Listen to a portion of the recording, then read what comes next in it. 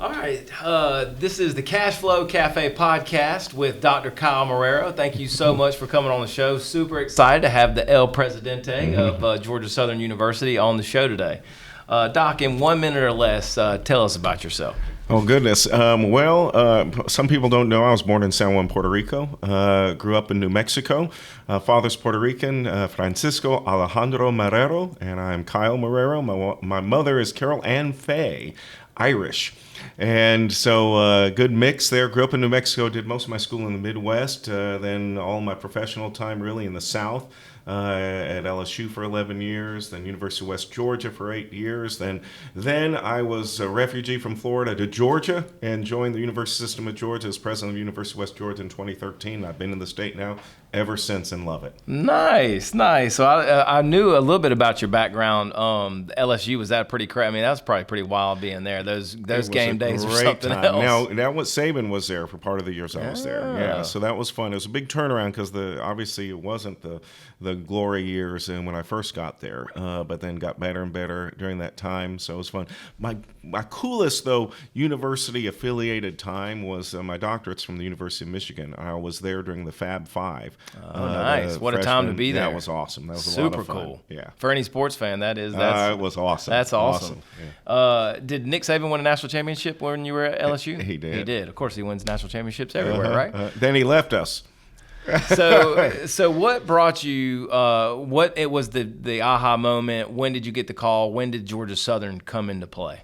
Well, look, I've been so blessed to be part of the university system of Georgia. I was first hired in 2013 as the president of the University of West Georgia in Carrollton, Georgia. And so I've been there, and I'd always knew a lot about Georgia Southern, the history, certainly around Dirk Russell, around the institution. I got to know Brooks Keel at that time as a presidential colleague. Just respected his work, and he just loved it here. We had a chance to go on to Augusta. The timing wasn't right for me. I needed to continue to stay at West Georgia and do the work on there. So then in those transitions of leadership, when it came up again, was looking at it and said, you know what, I'm going to throw my hat in the ring and see where it lands, and the Lord brought us here, and we love it. That's awesome. And outside looking in, I've respected you in many ways, but I love that you're very pro sports. Anybody that knows me knows I'm a sports junkie. And Georgia Southern sports and trajectory seem to be going up. And, of course, the business and on the business, College of Business where I graduated from, so I'm really passionate there. But it's just talk a little bit about the challenges and some of the leadership at Georgia Southern. Well, look, for us, as we think about where we are, we're geographically in the epicenter of southeast Georgia where the growth is going to happen. We think about what is happening, particularly with the port, Hyundai Motor Plant, everything that's happening around this region, the projected 20 to 30% migration growth that's going to happen over the next 10 years. We are here. We are the institution here. So that's really exciting for us, Paul. And then when you think about what athletics has done to permeate that arm that extends beyond our roadways, our gates, our buildings, to then the community at large as an invitation in. That's right. And it has been. I mean, everyone knows that Georgia Southern University, to have the number of students it has from Statesboro, Georgia, in its original pre-consolidation, is because of the national brand that football brought. 100%. And so athletics is always going to be, we say that front porch. We're inviting people in. That'll continue. And our expanse now with 3 campuses, obviously in Statesboro, Savannah, Hinesville, Georgia, and then we have an international campus in Wexford, Ireland. It's just us, Notre Dame, and Boston College that have instruction sites in Ireland. For us, now it is really serving this region within that growth. So as you combine that, it's not only athletics as that opportunity to engage, to become part of the Eagle Nation family, but then it's us serving the region, building workforce, being part of that economic fabric, our public impact research agenda that's going to drive that, and the institution that's now 27,500 students, if you can believe that, with a $1.145 billion annual economic impact to the region. Statesboro would not be Statesboro without Georgia Southern, and they complement each other so well. It's just, I never thought my life would kind of have me in a smaller town, but I have absolutely fallen in love with it. I thought I was going to be an Atlanta boy. I thought I was going to go back and sit in traffic like my dad did, and I'm just so thankful that the Lord placed me here.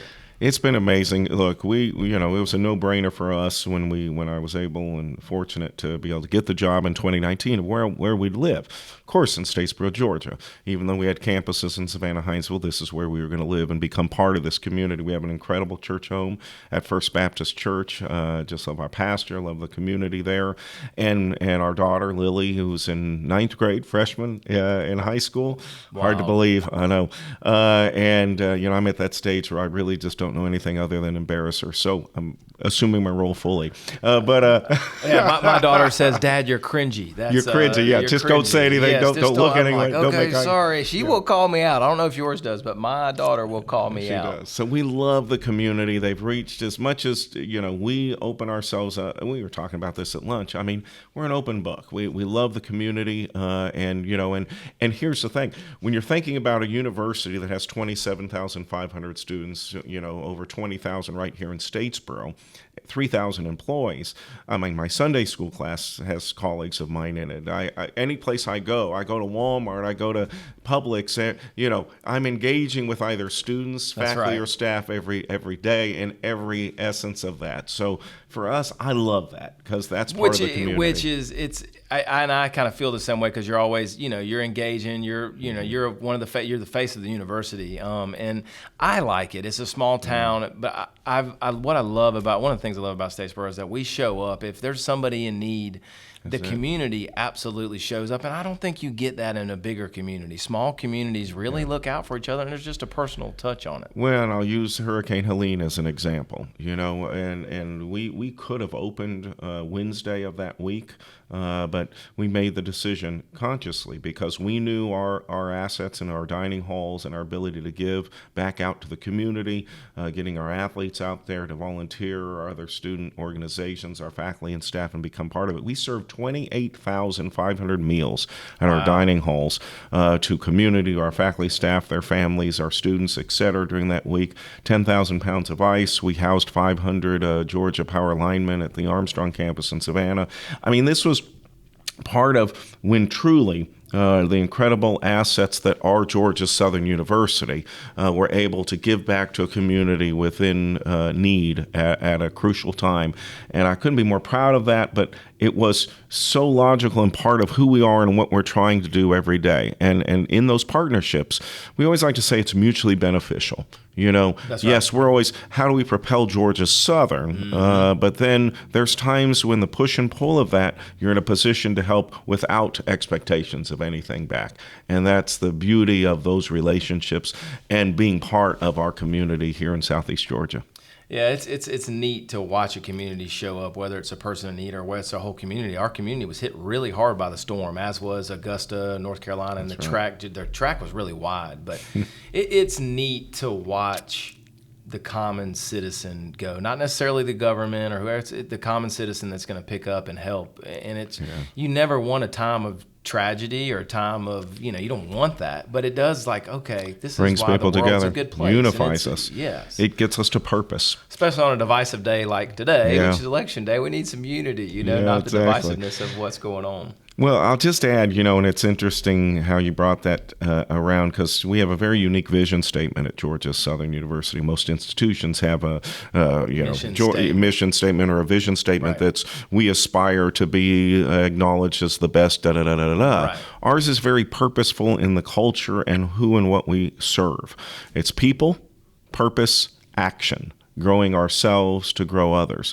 And those words have become very meaningful to us and exemplified, obviously, as I said, with the story with Hurricane Helene. Right. It's our people. It's our faculty, staff, our community, our students, our alumni. That's our people, our greatest asset. Yep. Our purpose is through education, through the transformational power of education, to elevate knowledge and opportunity. That's our mission as an institution. That's why we're funded by the state. That's right. Then the actions that we say we're going to do every day, we measure towards that progress. We should be held accountable for those results, and we are transparently and very proud of that. But then the phrase growing ourselves to grow others becomes so embedded because it's this responsibility, both individually and corporately as an entity, to say we're in a constant state of improvement, of assessment, of looking ourselves in the mirror. How could we do better? Both individually, corporately, as an institution, to impact what we say we're going to accomplish. And that constant state of growth, not for ourselves, Right. but then to be inside out and impact others. And so I'm proud of that, because really, as we think about the tough decisions we have to make in a very competitive place that higher ed is, and in an environment where the value of education is even under attack. That's right. Do I need a 4-year degree? Right. When we get to the heart of it, join us. Be part of Eagle Nation. Be a student. Be part of our faculty or staff or our community. And we're going to help you be the best iteration of yourself, to grow yourself, to then impact others. That's awesome. And one of the last parts of the mission of what I heard you say was taking action. And to me, that's probably something if you listen to this podcast or you just listen to me in general, like, take action. When something's on your plate or something needs to be done, you have to take action. What's interesting, I remember it was in April of 1982 that the year I was born, 82. Well, I was born in 63, a little older than you. Thank you for that, Paul. Appreciate that. That's the night I was saved. I was at a Joe English. I probably don't know who Joe English is. He was the drummer for Paul McCartney and Wings. Nice. Became a contemporary Christian rock band guy. I went to. I was in Albuquerque, New Mexico. Was saved that night. And I just remember that moment, stepping off that cliff and giving everything to God and knowing that.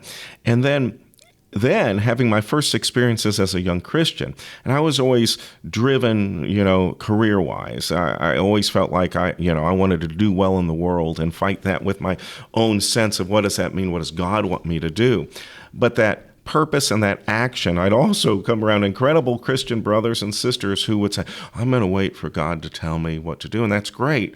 But then would sit there without action to do anything towards it. And the Bible tells us explicitly, use those gifts. Hands and feet. Foster those gifts. Use those. It's okay if you make a mistake. Just keep moving forward. And so action is what God's purpose is for us. Yeah, that's so good. I'm glad that you shared that with us. So what's your motivation and why? That's kind of close to what you just touched on. But what would you say your daily motivation is? A daily motivation, besides the tactical, I'm a big list person. I'll tell you, I always have my 90-day actions with the goals and aligned, and I love that tactical. I have that tickler list right there, and nothing feels better than checking something off the list. You write them down? Oh yeah. Right.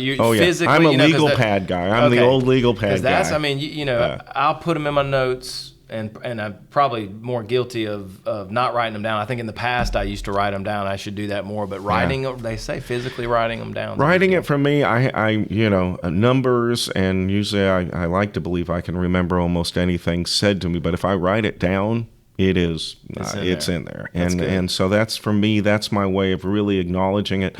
I do it with everything, with my quiet time, et cetera. Write it down, because then it really embeds. Are you going back daily on your goals? Are you going back and you're looking and reading over it? Exactly. And just going through, and then, and then I organize those piles of legal pad papers and everything. But for me, it is then, what it tangibly says to me is it keeps me on track.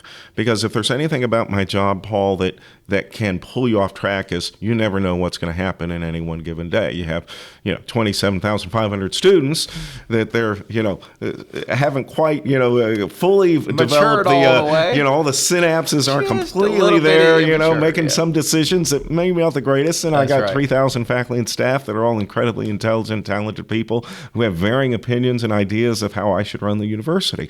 And it's wonderful. And it's the collective is nothing. I mean, it's the greatest job in the world, but you never know what each day is going to come. So it's easy to get sidetracked. It's easy to chase the squirrel, left or right, or a rabbit hole here or there, and to really say purposely, no, this is what we need to accomplish and do. So I say that from the bottom up tactically, but then constantly going back to not only the vision statement, people, purpose, action, growing ourselves for others, and why we're a student-centered, mission-driven institution. Every decision we make has to have the lens of how will this impact our students, their success, their well-being. We say the word student success all the time, but we've defined it into database indicators.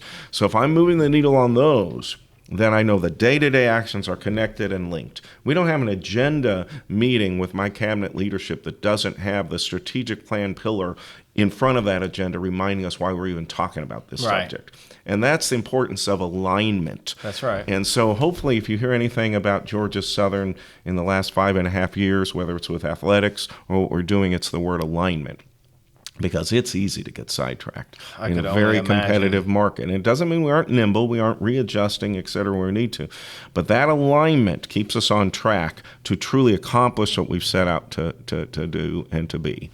You know, with the branding of college and being under attack a little bit, you touched on that. Yeah. I truly, part of the branding, in my opinion, is networking. Yeah. And, I don't know how much that gets. Relational. It's relational. And, I mean, for me, I do business with so many of the former people I graduated. Some of my best friends in my entire life came from people that I graduated with from college and still do business to this day. Yeah. And so part of it is when they're coming to university, yes, they're learning and educating and better themselves, and they're growing up and all the things, but the networking piece is so valuable, and that's what you hope wish people got. Well, people won't remember what you said, but how you made them feel. That's right. I mean, and that's really, when we get right down to it, again, back to people, it is about people. It is about their desires, their human desires. What do they want? Meeting them where they are and understanding that. Doesn't mean you have to accept necessarily what they believe or who they are, etc. But I'm going to love you. I'm going to make sure your path isn't impeded in that progress in that way. And as we work together as a community, I think that's what's critical for us as we move together as an institution, as a community. For us, at Georgia Southern, I love to believe that at the end of the day, if a student, a community member interacts with us, they're going to walk away going, they did everything they can to make my experience one that was positive, that fulfilled my obligation of what I needed to do, and then they gave me the tools there. I meet with the freshman experience classes, so I get to go in and talk to each of them. 18-year-olds. You can take yourself back. And one of the first things I do is I go up and I write, depending on the year, $17,836 on the whiteboard. I say, anyone know what that is? Every one or two person will wave their hand and said, that's how much tuition, fees, books, housing, and my dining all in for an entire year. That's it. Now, you may be on Hope, you may be on Pell, you may be on scholarships. You may not see that transactionally because it's all being covered in some way or another, or mom and dad's covering it or something else along that way. But you've just hired us. You're the CEO of your own company. You're Paul Incorporated, right? And so with that, you've hired us to be your partner within the degree program or whatever your career and your passion is that you want to fulfill. And the time and the way you use that, yes, we have responsibilities as an institution to provide that environment for you to be successful, but you have responsibilities too. What are you going to do Thursday night, Friday night, Saturday night? The weekends begin on Thursday. Exactly. So I'm just saying, get that mindset that now you are, we're partners. Along this journey. Well, and you've heard, and when you get your degree from Georgia Southern, I've heard a lot of cool stuff. Eagles doing business with Eagles. I love that mantra, of maybe you graduated and trying to go out of your way and be intentional about finding some Eagles to do business with, which is super cool. But, with our region growing the way it is, what better place to go ahead and network, get a degree, and boom, go right into the workplace right from here. Well, that's the amazing part of it too. I mean, there's a couple of such incredible visualizations of that. Whether you're working with companies, banks, real estate agencies, different businesses, corporations leading, and then you find out Gulfstream. How many Georgia Southern employees do you think are at Gulfstream? Golly. How many do they have? Over 500.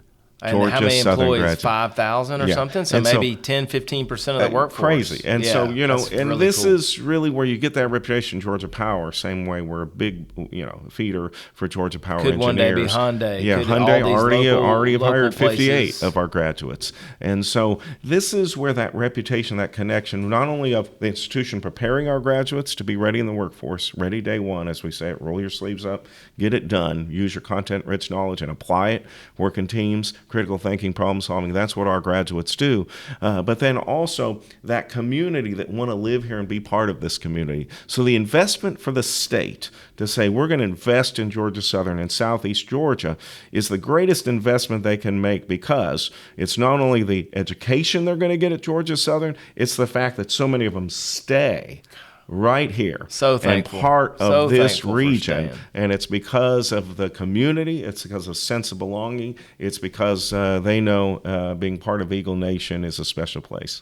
I mean, I've talked about this a million times, but to be able to take my family I have 3 children. I can get them to like last night we were at the basketball game throwing the toilet paper on the, opening game tradition. I mean, and it took me 2 minutes to get there. And that's the small town living that you just can't place. Where else can you drive to a major sporting event, have a great time, and get in and out and get home at a decent hour? So I ran home. It was my wife's birthday between the press conference with Chris Davis, the little reception, and sat down with dinner with my wife really quickly. And I said, hey, I need to grab some toilet paper rolls. So I grab a couple and I run back and I get there just in time to throw them out there. I get home after the game, after we win, great first game, and she looks at me, we're only down to 1 roll of toilet paper for the house. You took. So funny. My daughter said, we're taking 3. I said, I'll get some tomorrow. I said, let's throw them. It's fine. I know, I love it. So priorities. That's right. Touch base on the exciting news about Chris Davis now being the Georgia Southern new athletic director. Touch base about Chris. Look, Chris is just an incredible person, first and foremost. And those of you who haven't had a chance to get to know him over the last 4.5 years, you need to, because this is really a leader, somebody we believe in, that we've been fostering and growing ourselves to grow others. And in that same theme, what now we have the easiest decision I've made, certainly since I've been at Georgia Southern, with Jared Benko's incredible opportunity. We're so proud of Jared and his future and what he'll be. We know he'll be an AD in the SEC at some point in his career, and 100%. This is the next step for him. So we're excited for him and his family and Sarah, Hudson, Cooper, everybody. But I can tell you, Chris is going to come in. They're going to see, and everyone that knows the work that he's done along this framework to build it, and his knowledge, his respect in the national landscape, the tech side. That's the weirdest thing, Paul. Where do these people in athletics get your cell phone? Because they are the biggest sleuthers in the world. I must have had 40 or 50 texts from people I'd never met congratulating me on the hire of Chris Davis. And I'm going, thank you. And how did you get my cell phone? Exactly. But that's the athletic world for you. But all to say, Chris is coming in already with the legacy, the knowledge, the respect of the coaches. At the basketball game, when he was announced, did you hear that arena just go crazy? Awesome. And when he turned to the students, did you hear the students just go crazy? Oh, yeah. Because they know Chris Davis. He's spent time with them. He's cultivated that engagement of our students. So I'm excited for our future. I'm proud of the fact that we planned for this and that it worked out. It doesn't always work. Plans don't always work out, but this is the way. You didn't have to waste a bunch of mental time and energy to get your guy. Yeah. You got your guy that you go, man, if this happens, Next he's up, the plug and play. easy. And so I think it's a really neat thing not to have to waste a bunch of resources on That's right. finding the next guy. Yeah. And for all the coaches who are all, in my opinion, doing a really good job, and I think all the sports programs are just on such a that they go, okay, Chris it's settled. It's good. One of the things I think is one of the most underrated qualities in any human being, and Chris has this, is energy. I'm all, how do people make you feel when they interact? Are they happy? Are they, when you see that person, are they giving positive, good energy? And Chris is all of that. Chris is the little energizer bunny that's just going to keep going. He's always can do, and that's what I always appreciate, because I'll call him and I'll say, okay, I'm thinking this. What do you think? And he goes, let me think about it. 10 minutes later, we'll call him back. Okay, boom, here's how we do it. Let's do it, and this is how it's going to happen. And that's the background. I mean, I think I used the whole story of the West Point game, back in 2020 during COVID, where the plane had issues, and so cool. He's the one that jumped out of the plane. And as Michigan comes out, with their buses, and we had no buses left at 2 a.m. waiting on the plane, and he gets us to a hotel, gets pizza fed for everybody. I mean, he's just one of these people that will always solve whatever is in front of him and make it happen. And I think that's what makes for good leadership, right? When you have a person can see it and maybe not be them physically, but them go, boom, I know a guy, let's call him, boom, boom, boom. And I would say that's, one of my skill sets is I don't know everything, but guess what? I got a guy. I'm going to call him and boom, and you text me and I'm going to hit you and boom, your problem's taken care of. Well, again, if you and I are the smartest person in the room, and everyone's relying on us to suddenly to lay out these, epiphanies every 30 seconds, then your organization isn't going to be successful. You have to hire the right people to put them in a place to be successful, give them all the tools, resources, development for them to be successful. And again, growing ourselves to grow others. If I'm at all successful as the University President at Georgia Southern, It's when ADs are going on to have incredible careers at the highest levels of athletics, that other vice presidents or deans or other leader chairs and other people That's within right. our organization, we have skilled up, we have grown, and they're going Yep. on to do great things. Now, do we want them to all stay here? Yeah, of course. But you always want somebody to better themselves. I mean, that's the human nature. You want what's best for your fellow man, or you should. If you don't, then you need to check yourself. That's it. Exactly. So, what would you say has been a little bit of is there any challenges that you're seeing in the landscape that you want to touch on, just athletically or institutionally, just any challenges that you're like, man, this is... Well, I'll hit athletics first and foremost, just because I'm fortunate for the next 2 years to be the president of the CEOs, of the presidents of the 14 presidents with the Sunbelt institutions. And so, our conversations, a lot of what we're moving through is not only NIL, what it's going to mean, how it's going to come in, how we're going to work it through in terms of our organizational structures. Right. How do we coordinate it? How do we elaborate it? How do we make sure that we stay true to our values through all of this and then remain and be competitive? Then the other aspect, of course, is the House Oliver settlement, what that's going to mean, then the roster caps and what that's going to look like. How do we manage that within the landscape of Group of Five? Right. How do we stay competitive? How do we stay true, again, to our values? I always say that first and foremost, and we get through it. So for us, it is an exciting time, but it's also a challenging time because it hasn't been navigated before. There's not a script.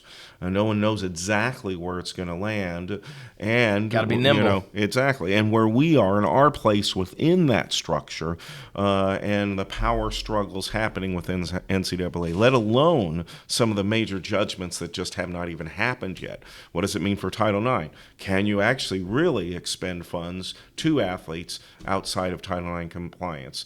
We haven't gotten those judgments. What do we actually do on roster caps? Can we actually, provide more scholarships specifically to what we call the revenue sports, even though that may not be compliant with Title IX? We don't have those judgments yet. So we're all sort of skating on ice of which we don't know how thick it is, for lack of a better term. That's right. And trying to do the right thing. I'm really so proud and thankful for Leonard Bevel, his incredible leadership with NIL. I mean, we're the only institution in the Sun Belt that all 17 of our sports benefits from NIL as individual athletes. Really proud of that, and for men's and women's sports. So this is the way we're navigating through it. But to tell you, it's the joke at the last Sun Belt meeting with the CEOs is, well, this week, this is what we know. That would be very frustrating. Next week, it may be completely different because literally, I mean, between transfer portal changes and how many times it changes literally. So that's ever-changing. Coaches are working that much harder. In general. I mean, they are working. I feel like they were already working hard, but it's like the NIL stuff has like changed. They're recruiting constantly, recruiting your own players. But to the point is why I think we're going to navigate this so well is we have incredible people with values and ethics that are always going to make the right decision between Clay Helton, between Charlie Henry, Hannah Hayden, Carter Collins. I mean, I can go down the list. We have some of the best people that are there for the students. So all the decisions and the leadership with Chris, formerly Jared, I have confidence that we will always make the ethical decision of what our student athletes, integrity and leadership. So that's important. Higher ed landscape is probably equally as let's just say unstable in many ways. We think about, and I said it earlier, the value. What is the value of education? The cost versus the value at the end of the day. Now, all statistics, if anyone wants to know, you're going to make about $1.2 million more over your lifetime with a bachelor's degree than without one. That's fact. That is fact. Now, do we need to be more sensitive to the time frame and time constraints? Why does it take 8 semesters? Why is a semester 16 weeks? What if I want to move faster? Can I only have insertion points at a semester? Why can't I test out of this or show prior learning assessment? I've been in the field now for 10 years. I've been in the military. Give me credit for what I know. Give me certificates, stackable credentials. Give me time and speed to credential Don't make me go through an old antiquated system of Right. time. And so that's the precipice we're in within a culture Speed and- and that's responding to the needs of a region. Everything we do, whether it's our research agenda, whether it's the curriculum, the programs that we're aligning and we're doing, we're looking at our impact to a region to prepare workforce and ready day one graduates, and paths that get them there quicker, more efficiently, and more costly. What about more integrating more common sense things that every college kid goes, why do I have to learn this? Why they need to be learning about credit and finance and how to get approved for a house? Like, let's get some of those classes going. What does that look like? Well, the gen ed curriculum that is, the basis of any bachelor's degree, arguably is being looked at now. It can be less than what it currently is. I certainly agree with that. But there are some bases, though, in terms of really common knowledge, concepts from a humanities sense that people need to know to be more complete, that may or may not know. But to your point, the faster we can get them to the applicable areas of study, that's key. The other part is the insertion point, Paul. I mean, think about it. How many 18-year-olds come to us that know exactly this is what I want to do? They don't know 10, enough to know. 15%. Yeah. That's it. When Not many. 20% say pre-med, you go, okay, something's wrong. It's a great idea. I'd love it if they all want to do that. You're not there. But let's just say probably not everyone is going to be Right. successful in pre-med. But that understanding, so we have meta majors where we can have basic a cadre of programs that you can get a start in, and then you Get your move quickly and base. you don't lose any time. Okay. Because everything will count towards that. So getting to those specific discipline classes that align with the subject area so people can really understand. Then the really key part, really key, and this is what I'm so proud of that we're doing, is every baccalaureate program now, starting as early as the freshman and sophomore year, are going to have some type of internship, externship connection all the way through. Because it's one thing, it's always the old adage, somebody going, I'm going to be an elementary school teacher, and they finally do their student teaching their senior year and go, I really just don't like kids. Maybe I shouldn't have done this. I'm sure that happens all the time. Or a nursing student, I'm all the way through, but I just really don't like to be around sick people. And they find that out finally at the clinicals. Right, late. Late. We need that to be happening so they understand what it means, and for them to have that experience and those connections. And back to what you say is the relationship with the employer. 100%. Yeah. All right, so let's see. A couple more questions and we'll get you out of here. What advice would you give your younger self? Sure, that's a loaded question, but what would you tell yourself? Tell the listener. I've always been driven. I always prided myself on working harder than everybody else because I always felt like I wasn't the smartest person in the room. So I always felt like I'm going to be the one that works the hardest, and I'm going to outwork everybody and get there. And, as you get older, I'm 61, and you start to look back and you think about, I don't have regrets, but time. You really start to understand the value of time, and particularly with family, with my wife, my beautiful wife Jane, married 29 and a half years, and Lily, who's 14 now, and just that time balance. And then really probably most importantly is then I feel better if I can have 15, 20 minutes every single morning and read scripture. And if I do that, I know I enter that day balanced. And my younger self didn't value that. The first thing I did was, start doing whatever I had to get done. Which is what I'm guilty of. And everything. And so I've just become very conscious of setting my day in a regiment that I know, one, sets me up in a disciplined, obedient way so that anything that's going to come that day, I'm prepared, I have the armor and ready to go. Love it. And I think I'd tell my younger self, 15, 20 minutes, that's it. Give yourself time. Drink more water and stay fit. That's it. Those are the other two things. That's it.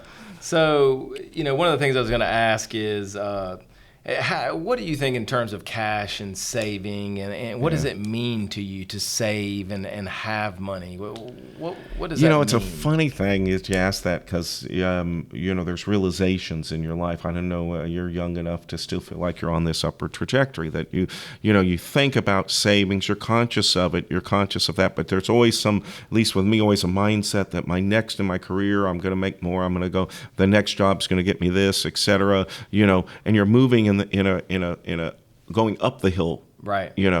And then that realization, it just happened really for me about 6 months, a year ago. Of like, I actually probably need to start thinking about when I want to retire, even though I don't have any thoughts of it now. I love what I'm doing. I keep going, but you then start to think, okay, what is this going to mean? What is it going to take? What should I have done 10 years ago? Right. Why didn't I sign up for TRS instead of ORP? Little things like that. But you start to look back at those decisions that you made thinking you're indestructible. You're going to live forever. That's right. I'm not worried about that now. I'm going to buy that car. I'm going to, so now, literally I've downsized cars.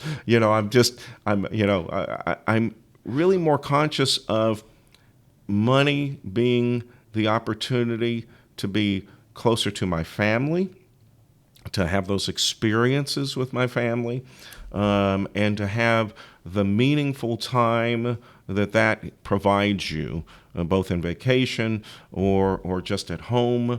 And so, and then, you start to think about taking care of your family in the future. And so those are the pieces and parts that are much more conscious. And again, back to the first, tell my younger self, you aren't indestructible, and make sure that you're doing the things early on in your life along that way. But it's money is not going to buy you happiness. I know everybody says that.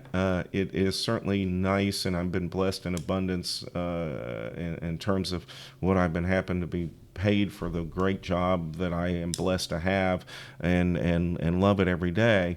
But at the end of the day, the greatest joy it gives me is when that money is used to help others, when it is there and buys, for lack of a better term, time, because time is that's it. I moving. mean, and you touch base on what this is, a Cashflow Cafe. So it's a little bit about money. We want to talk about that, and really, I don't think it's ever about how much money that so and so makes. It comes down to you're trading time and memories and some of these things that ultimately, when you look back at your life, that's what you value. You value. Right. Did I have the time to do the things I wanted to do? Could I make memories, and could I give and also help? Because you can't just make all the money and just hoard it and keep it. You have to give, and karma and good works and good deeds. It's a real thing, and you will see it in your life over and over again. My only pragmatic advice would be that you don't let debt become your slave. Because if you're living at a point where you're just servicing your debt, then you aren't. And for listeners, good debt and bad debt, right? Like I would argue that real estate debt, provided it's the right debt with some tenants paying, is very good debt. Yeah. If you're in debt to pay for your Cadillac or your big truck or whatever, you yourself just downgraded to. You said, how much money did you save? $400 a month. $400 a month. I mean, that's a lot of money, and that was a conscious decision to go. All right, do I need this big, huge truck? Went from 18 miles a gallon to 40 miles a gallon. There you go, and help the environment. So that's a win all the way around. But so that's just something I wanted to touch base. And I got 3 more questions, and we're going to get you out of here. All right, how do you like your coffee? I am a little bit of cream or milk, whatever I happen to have that's left over in the refrigerator that'll work. And then if it's not a sweetened cream or anything in it that way, I'll just do a Splenda.